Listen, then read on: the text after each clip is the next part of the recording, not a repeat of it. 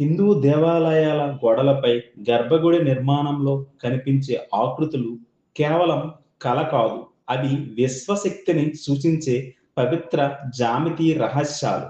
ప్రాచీన భారతీయ ఋషులు దేవాలయాలను నిర్మించినప్పుడు ప్రతి ఆకృతి, ప్రతి కొలత, ప్రతి దిశకు ఒక ఆధ్యాత్మిక మరియు శాస్త్రీయ అర్థం ఇచ్చారు.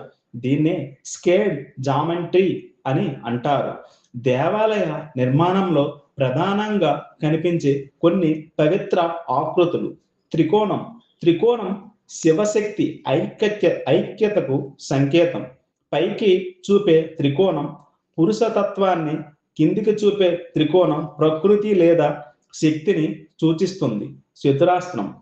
చతురాస్త్రం స్థిరత్వాన్ని, భూమి తత్వాన్ని సూచిస్తుంది. అందుకే గర్భగుడి నిర్మాణం చాలాసార్లు చతురాస్త్రాకారంలో ఉంటుంది. వృత్తం.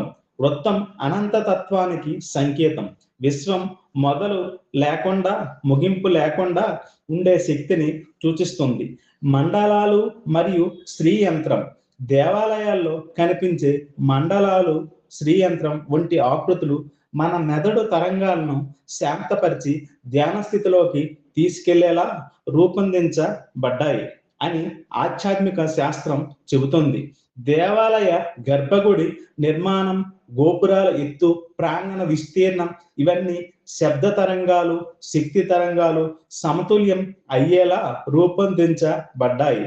అందుకే దేవాలయంలో గంట మోగినప్పుడు లేదా మంత్రాలు వినిపించినప్పుడు మనసుకు ప్రశాంతత కలుగుతుంది.